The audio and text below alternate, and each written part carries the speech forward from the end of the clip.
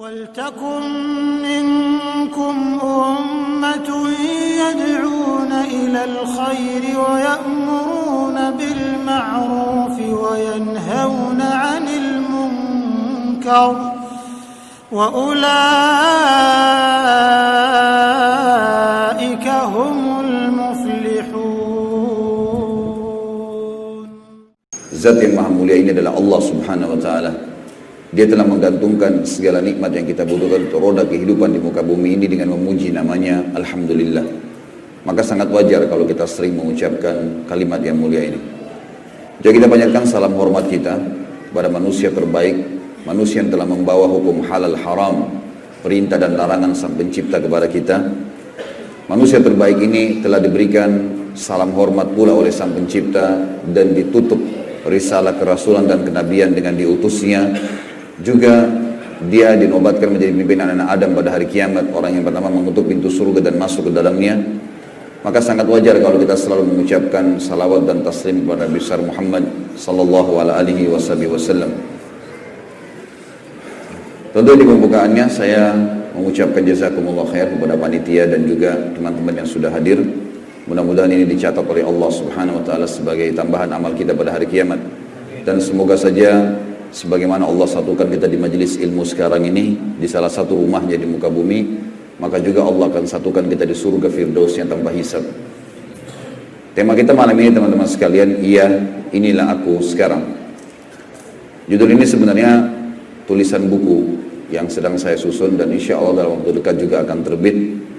Saya tujukan kepada seluruh muslimin, laki-laki dan perempuan, ikhwah dan akhwat, yang taubat kembali ke jalan Allah subhanahu wa ta'ala.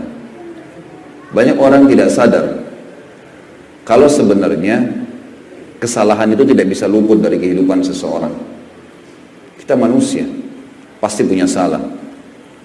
Ini beranjak daripada sabda Nabi Muhammad SAW. Dalam hadis sahih kata beliau, kullu ibn Adam khatta'un wa khaira khatta'ina tawwabun. Semua anak Adam pasti terlintas buat kesalahan. Tapi sebaik-baik orang yang berbuat salah adalah orang yang taubat. Semua orang bisa berbuat salah. Dan banyak orang teman-teman sekalian, pada saat dia dulunya buruk, misal karena kejahilan tidak mengerti agama, maka dulunya sering mabuk, dulunya sering berzina. Anggap orang yang sangat buruk, seorang perempuan jadi pelacur misalnya. Atau mungkin laki-laki juga sama, melakukan banyak kesalahan-kesalahan agama. Lalu sekarang ikut di pengajian 1-2 kali, tahu kalau Allah itu ada, Allah itu melarang, Allah perintahkan. Lalu kemudian dia sudah tahu hukum halal haramnya Allah, tergerak hatinya untuk taubat. Biasanya teman-teman yang taubat ini akan terjadi perubahan. Perubahan dari sikap, cara berbicara, penampilan, berubah semuanya. Mungkin selama ini tidak pernah kenal kalau laki-laki baju koko. Begitu taubat sudah sering pakai baju koko misalnya. Atau dulu tidak pernah kenal kopiah, sekarang sudah pakai kopiah. Mungkin dulu tidak pernah melihara jenggot, sekarang sudah melihara jenggot. Ada perubahan terjadi. Wajar, parfumnya terjadi, perubahan. Gitu. Akhwat mungkin begitu. Dulunya tidak pakai jilbab, sudah pakai jilbab sekarang. Mungkin tadinya jilbabnya masih kecil, terus berubah menjadi jilbab yang besar supaya lebih aman, lebih terjaga. Perubahan ini akan terjadi. Biasanya komunitas kita yang dulu itu sering kali ngolok-ngolok tuh. Kamu juga dulu begini. Kamu alim ya sekarang. Diolok-olok. Maka judul ceramah kita ini ada jawaban buat Anda. Iya, inilah aku sekarang. Harus dijawab begitu. Jawaban iya, inilah aku sekarang adalah jawaban yang paling tepat. Memang dulu saya pernah begitu, tapi sekarang sudah tidak. Dan indahnya Islam itu teman-teman sekalian, Islam melihat sekarang, bukan lalu. Islam tidak pernah butuh untuk melihat bagaimana keadaan kita dulu. Ada seorang wanita bertanya kepada salah satu ulama di dalam salah satu majelis melalui tulisan, saya seorang pelacur, dulu pernah melacur, buruk sekali, berzina, gonta-ganti pasangan, hidup dari uang itu. Sekarang saya sudah taubat, sudah faham mana halal haramnya Allah, sudah taubat nasuha, sudah mulai berubah semuanya. Masih layakkah saya mendapatkan laki-laki soleh sebagai suami? Maka apa jawaban syekhnya? Bukan cuma layak, Anda sangat layak. Karena ada sabda Nabi SAW, at-taubah tajubbu ma qablaha. Taubat akan membersihkan semua kesalahan yang lalu. Nggak ada lagi dalam Islam itu, nggak dikenang lagi masalah itu. Untuk lebih jelasnya teman-teman sekalian, saya akan bacakan kerangka fikir saya dalam buku yang saya tulis ini dan akan kita pelajari sebentar lagi. Ada di pendahuluan yang akan saya jelaskan sebentar lagi, pendahuluan. Kemudian ada bab yang kedua, itu bicara masalah dosa, pembagian dosa, efek-efek buruknya dosa, sehingga nanti teman-teman yang pernah buat dosa, oh iya ya, pernah waktu saya buat dosa dulu memang begitu yang saya rasakan, ada efek-efek yang buruk. Nanti kita masuk ke pasal ketiga, bab ketiga, ada taubat, perintah taubat, dalil-dalilnya, keutamaan taubat itu seperti apa, kiat-kiat untuk mempertahankan taubat. Nanti baru terakhir kita akan masuk teman-teman sekalian ke masalah kisah-kisah orang yang sudah taubat. Seperti apa sih keadaan mereka pada saat mereka sudah taubat.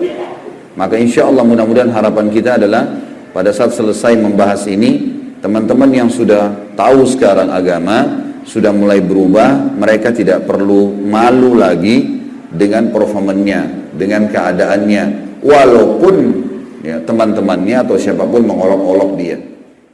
Dan juga di garis bawahi poin ini ya, ini sering saya bahasakan, tapi ini saya ulangi mungkin karena cukup lama kita libur kemarin.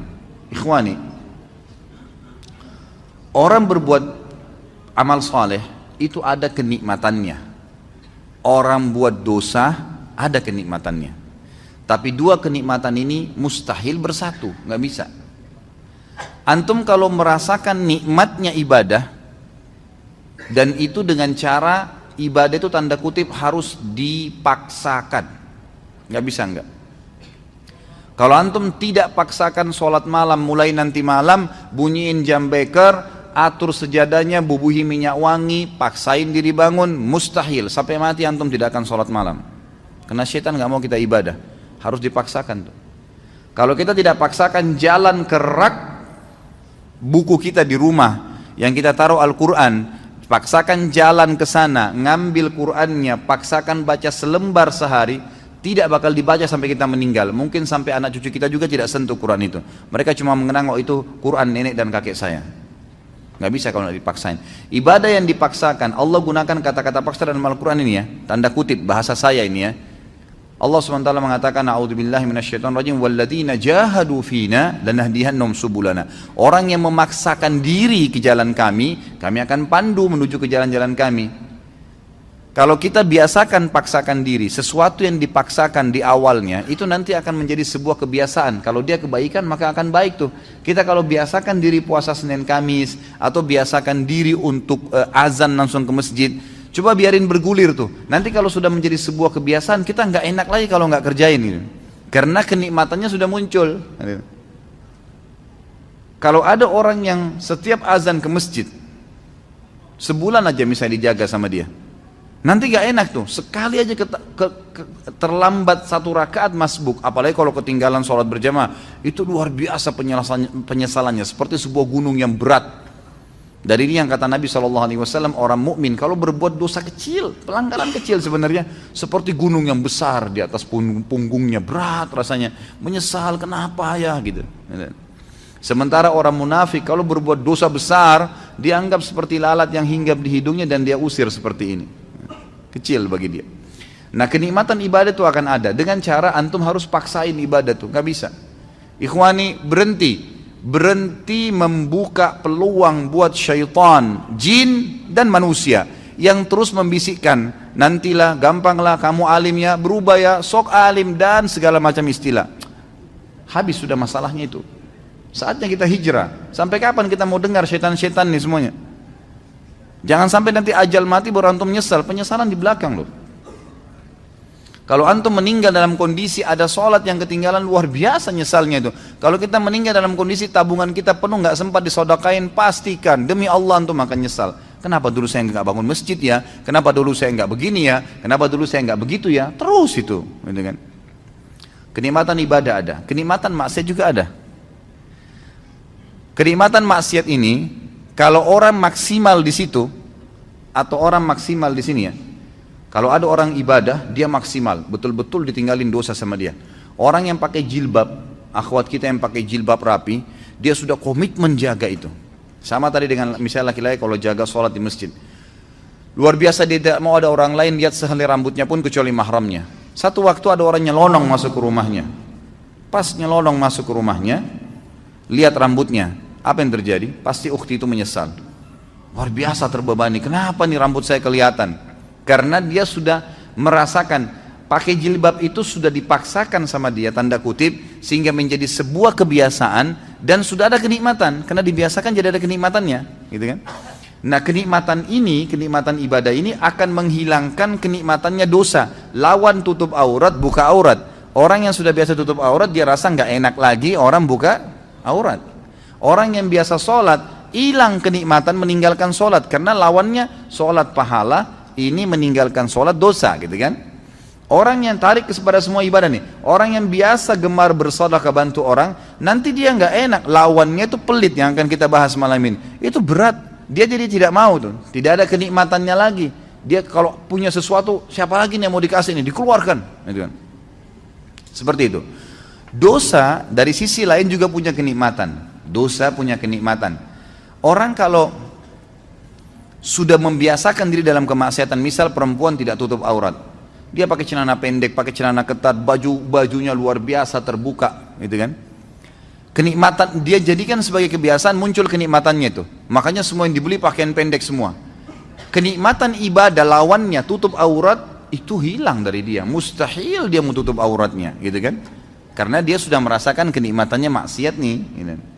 Tarik ini dalam semua kemaksiatan apapun yang antum rutinkan. Makanya sering saya bahasakan ikhwani, Allah subhanahu wa ta'ala menyibukkan kita dengan kegiatan-kegiatan agama tuh. Dibuatin jadwal seharian, ada jadwal sholat, ada jadwal baca Quran, ada amal-amal soleh, banyak programnya ditawarkan supaya padat.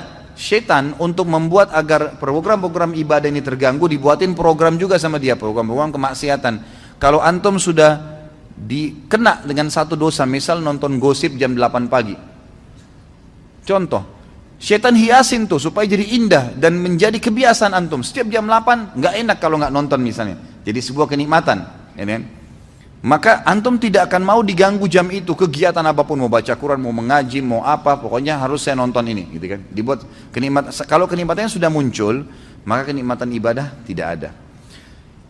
Kalau ada orang maksimal di sini, dia nikmatin ibadahnya, dia tinggalkan benar-benar 100% dosa, itu yang luar biasa.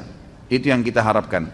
Kalau ada orang yang maksimal juga di dosanya, tidak pernah beribadah, kalau menurut saya dengan kacamata dia ya, saya bicara dengan kacamata orang yang bermaksiat, itu bagus dia.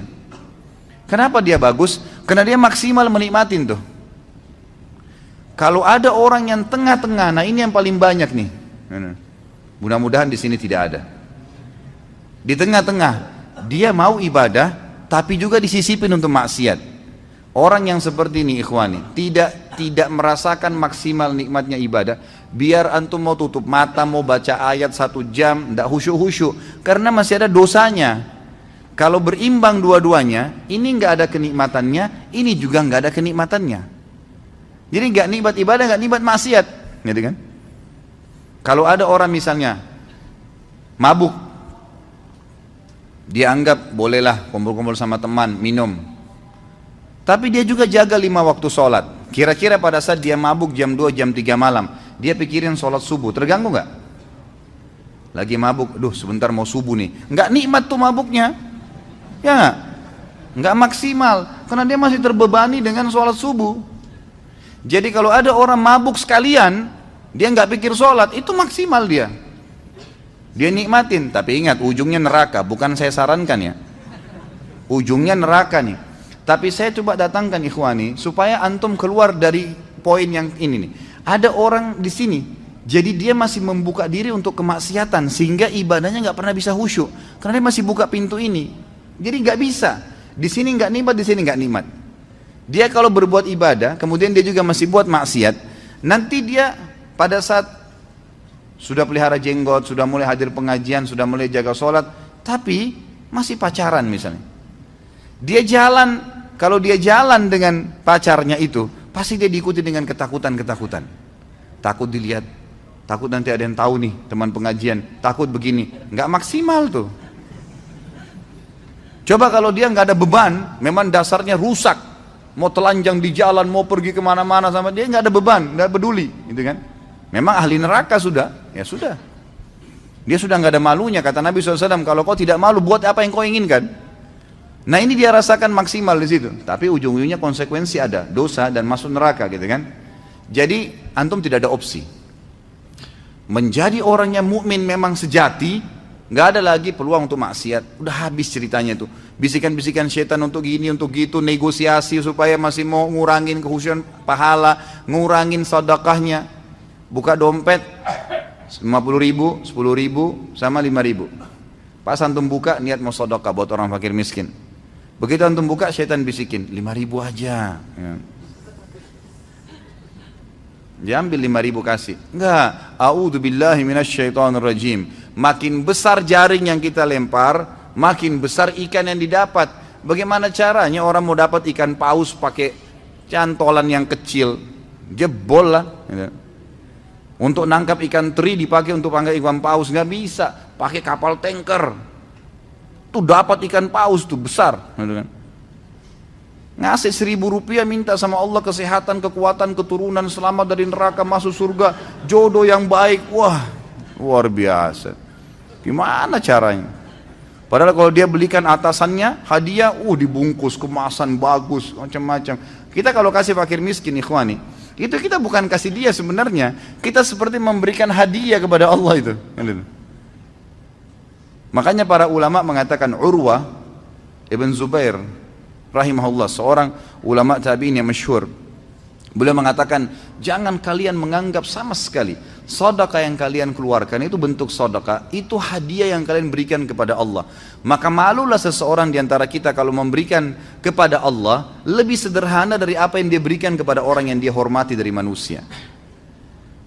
Kalau perlu, kalau kita mau kasih buah, memang di packing resmi, bagus, kasih fakir miskin. Tuh gimana senangnya dia. Dia sih cuma dapat duniawianya, tapi Allah memberikan kita balasan sesuai dengan kadar keikhlasan kita. Gitu kan? Jadi di sini maksimalin, maksimal ke sini, dan ini sudah tolak. Saatnya hijrah, nggak bisa sampai kapan nih? Gitu. Kalau setengah-setengah percuma gitu. Tidak akan merasakan kenikmatan semuanya.